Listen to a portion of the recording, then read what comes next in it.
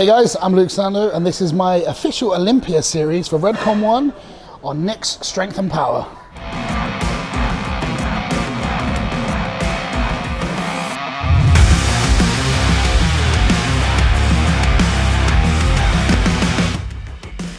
So, a lot has happened since the Arnold Classic, which was, I believe, about 6 months ago now.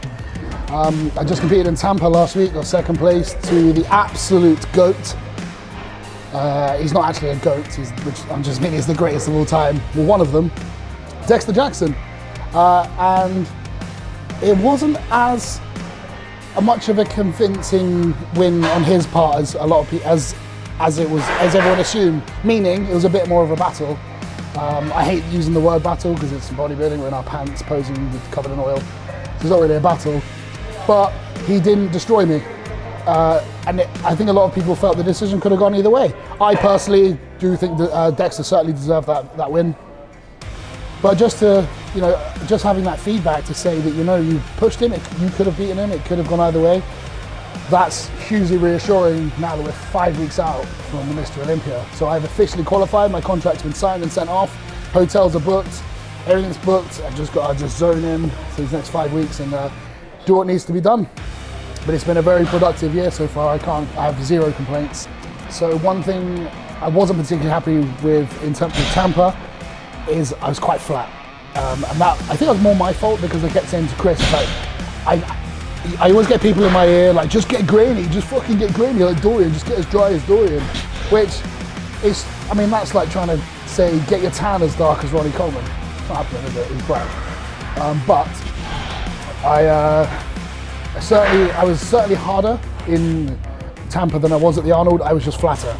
And after the show, I said to Chris, I was like, yeah, I was really hard, but I was so much smaller than I wanted to be.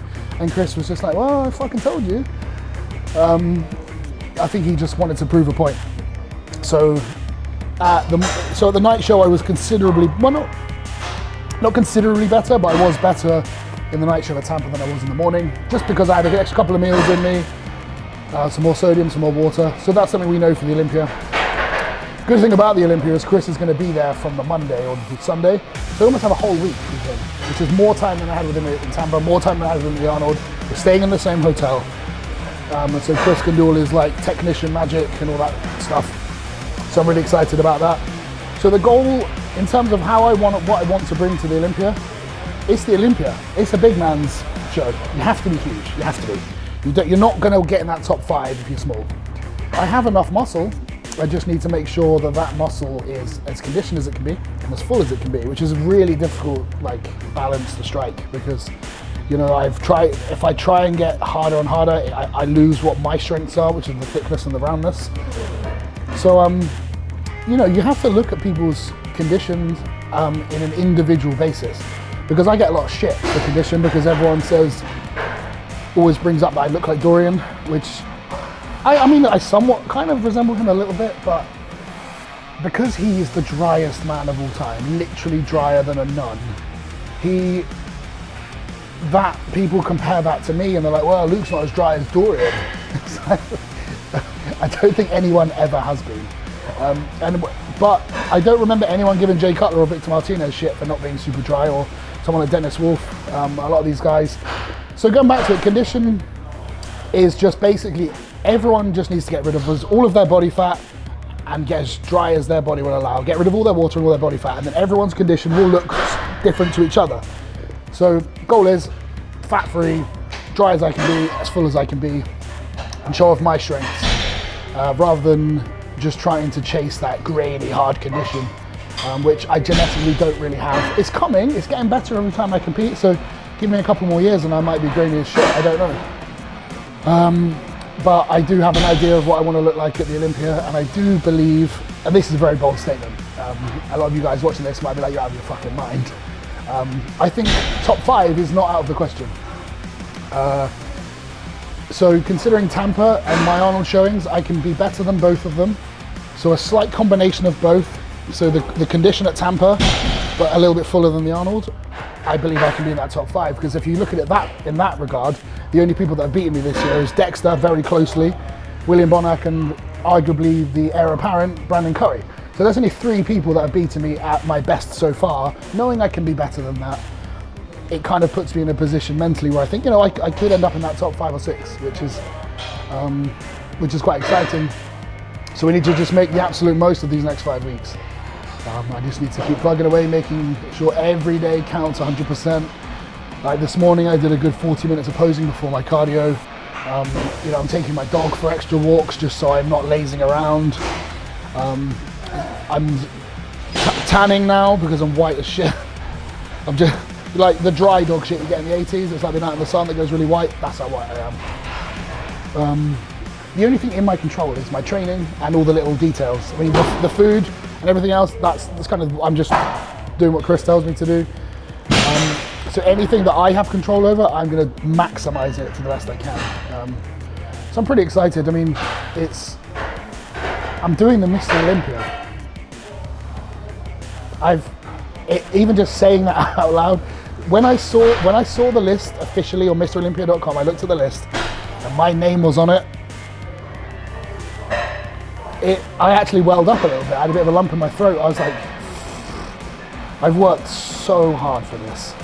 I've put everything I've had in maybe the last 8, 9, 10 years, whatever, to get to this point. And I've never been so hungry for more. You know, I want to be, this is my first of many Olympias, I think. And I know that I can just keep getting better because I am getting better. And it's really exciting and it's really overwhelming as well. Just from, I mean, getting a call out with Dexter on his own at Tampa, like after the show, I was with my training partner Ben and we were just like, I can't believe what's happening. And now I'm officially qualified for the Olympia, which is a huge deal, you know. That officially really, and if you think about it, that does put me in that elite group of bodybuilders on the planet. That's officially where I am now. And I've always said I want to be top 10 in the world. That's what I always said a few years ago when I turned pro. I said I want to turn pro and eventually I want to be top 10 in the world. My goals have shifted. I don't want to be top 10 in the world. I want to be the best in the world. Will that happen? Who knows? If not me, who? You know, I don't. It's not stupid to say, based on my trajectory over the last kind of 8, 9 months. If I said this last year, everyone would be like, you're mental. But I've had a very solid year. I've beaten a lot of good guys, and I've only really lost to the guys that are the top echelons of the sport, the very top of the top. I mean, Indy and the Australia, I was very off. The travel schedule, my body didn't really keep up with that too well. There's a lot of stress in my personal life going there, which isn't an excuse, but it is certainly a factor. So that's why for the next 5 weeks, I need to make sure my head is screwed on tight and I'm just pedal to the metal and I just make sure every fucking day counts. Every meal, every session, every night's sleep, everything counts. You know. So today we hit some chest. It was pretty basic. I mean, it was pretty much the same as always. I used a couple of different machines today. More just honestly because the machine I wanted to use was being used. So we used a different machine. Still went up to 200-pound dumbbells for a pretty decent set. So my strength's still maintaining quite well. Chris has pushed my food up since Tampa. I've caught a nice rebound, probably about 12, 14 pounds up, which a lot of that's just water and fullness. Well, that's all it can be because I haven't eaten enough to get fat, certainly. And then as of today, the food's come right down. So I'd imagine within the next kind of week, my weight will be right back down. I'll be a lot drier and harder again. But it's been a very good session today. Because I knew that I was on Nick and her, I made sure I wore a really nipply tank top to get the, because I know Nick likes his views. It's clickbait, nipples. So if any of you guys on there are like, oh, the fucking nipples, it's all on purpose. It's all part of the plan. It's all about the nipples.